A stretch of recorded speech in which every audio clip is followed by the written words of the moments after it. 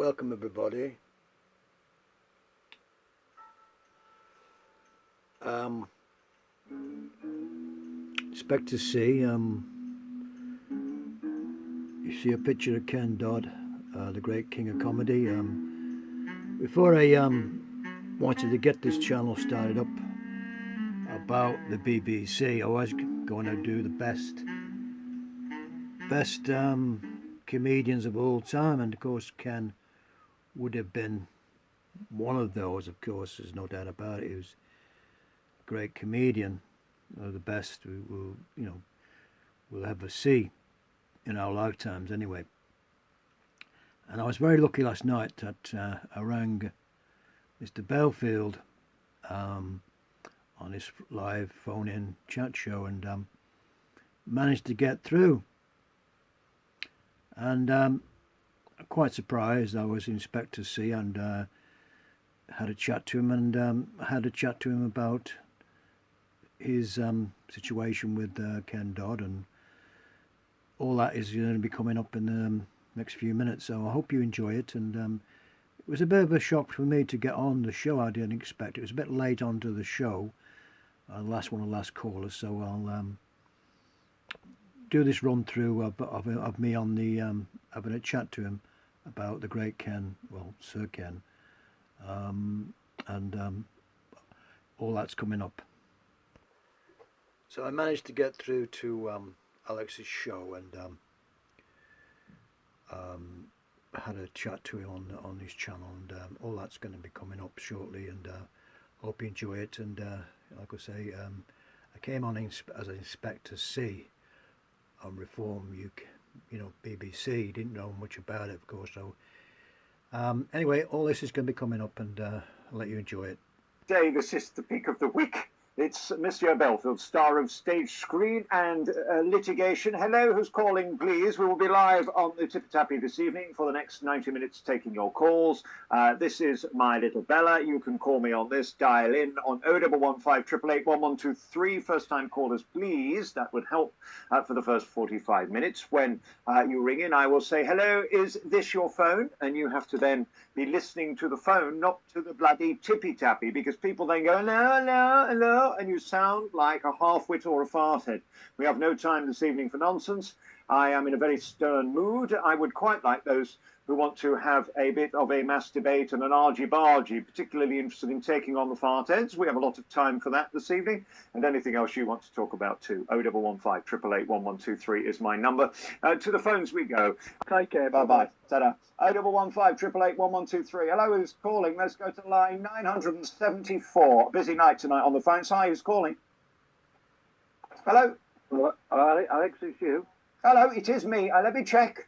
Hang on, I'm going to have a feel. Yes, it's definitely me. There's not much there. What can I do for you, sir? It's Inspector C from Reform BBC. Oh, goodness gracious. No names, no pack drill. We won't have any of that on here. Could you see my ring piece? No. Right, what can I do for you this... I'm just saying it was great to see you in London today, and great to get through to you because obviously you're at the High Court and all that stuff, and yes. Hope you get your day in court like you're trying to do. Like. Well, I hope so too. I just know what snakes these people are, and I know I know their intention. Their intention was for me to be got rid of, or top myself, or whatever. It hasn't worked. It's failed. These people are scum-sucking pond life that believed if they looked hard enough, they hired private investigators in the hope that I might be something that there was no accusation of, and they failed. Why? Because I'm not. Well, good luck with that in a court of law. We've got the screen grabs. Let's let a judge decide. Enough talking from me. Come on, you're threatening. Let's get in front of a judge and see whether he wants to gag free speech, journalism, and public interest stories. I would like to see the judge who wants to do that. Yeah, well, you've got all your fans behind you, and myself and everybody else. I mean, obviously, it's going to be, easy to win, I would say, because obviously I think the BBC will probably back down and pay you off anyway. That's the sadness, is that for 10 years I've tried to get justice with the scumbags who have tried to ruin me, tried to lie, tried to have me beat up, all this stuff. And every time, via Nicola Kane, the corrupt barrister who is now gone for lying in a court of law and to her client, the irony, That won't bode well either, by the way, in a court of law, that the person who choreographed all this has already gone for being corrupt. And the sadness is that's what they do. They don't like their dirty laundry airing, especially by somebody like me. But as long as this goes on, at least I'm telling the story as long as I can. And I invite them. My biggest thing now, if you want to know the truth, if I just pull back the curtains a moment, is to say we need to get to protecting other people. I think I'm okay now. I'm protected because of the kindness and the generosity of this audience, and the fact that you will find me. If I'm cut off tomorrow, you'll find me. There's many ways. Google is marvelous. You'll find me. However, what I need to do is protect other people who don't have maybe the dexterity, the ambition to fight these people, or indeed the verbal ability to outwit these people, because they try and play games with you. They put words in your mouth and try and get you. One of the things, by the way, with the police, if you ever have a run-in, they'll try and get you to agree to something you haven't done, so that if you do it again, they can arrest you on it. Never agree to anything. Don't speak, don't agree to anything. Tell them to shut the fuck up when they're talking in the car. Catch them out, play them at their own games. I mean, I used to have little jokes, you know, if they were sarcastic to me. There was one man at Mansfield Police Station. He was a big fat turd who I said, could I have a cardigan or something? Because I'm rather cold. He was churlish, I know. And he said, well, why didn't you bring one? I said, well, you know, I was rather busy at the time with a man who just bashed in my back doors or whatever. And he said, well, I'll have to go and ask. I said, well, haven't you got one? In fact, second thoughts, I don't think XXXL will fit. Now, they're not used to that because they're used to people being scared and submissive. Well, this has been a revelation for them, and they should realize that when you take on the general public that are innocent, good luck. Because, you know, not everybody's guilty and not everybody's stupid. And the stupidest people I saw in that police station weren't the people in cells banging their heads against the wall. It were the people asking the questions that couldn't make a sentence.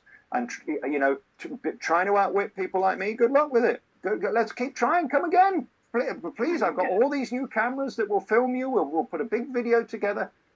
It's not going to go well for them on their side. Anyway, enough about me. What can I do for you tonight?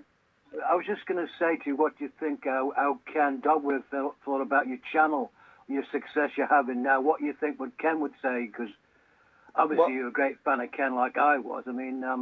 well, Ken was a great friend. He's not around, Ken, to give you some advice. Well, I'm glad he's not, by the way. I'm glad he's not around, because trust me, he would have not liked the last year. Ken Dodd would have been shouting gags through people's letterboxes. Ken Dodd was the greatest inspiration. It was the greatest honour of my life. For 20 plus years to be allowed in his dressing room. Very few people got access to his dressing room.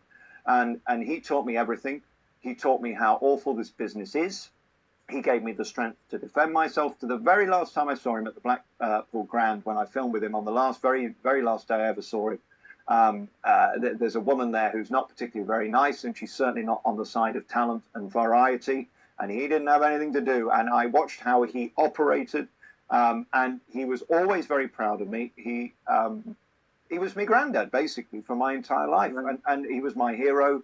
And Sir Ken Dodd, and I spoke to Anne, Lady Anne, just a few weeks ago, and she's got a new book out, and I'm going to take Anne to dinner very soon. She's known me since I was 14 years old, as did Ken.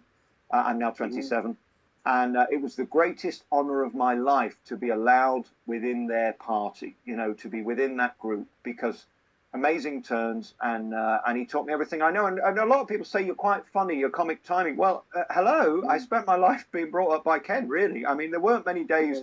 We spoke very, very regularly. I saw him endlessly, and I stood on the side of that stage watching how he conducted the audience. Truly, it wasn't an orchestra. He conducted the audience. This was a great thrill. So that's how, you know, he's to blame, really. He will be smiling down. And another man, John Myers, who was my radio inspiration. I spoke to John every day for years, and especially through his cancer. He passed away just a couple of years ago. And John was my dear friend, best friend in radio. And he would be loving this. Just the pure irony of it, that the very people who wanted to destroy me have made me the biggest I could have ever been. It's beautiful. So, yes, these people are in my mind every day. And these angels are looking down. Somebody's looking down. And it may well be those two. Thank you for bringing it up. I was saying about Ken, obviously, we do miss him now because, as I said before, he's not around anymore, but of course he's on YouTube like yourself, and yes, you can watch him every day and sort of see how great he was as a person, not just as a comedian, but he was a great person, which everybody misses. Now, when we never had a crossword. I mean, he had his peccadillos and his strange ways, and he was a star. And you look in 1965, I think he started his career at the Nottingham Empire, ironically here where I am.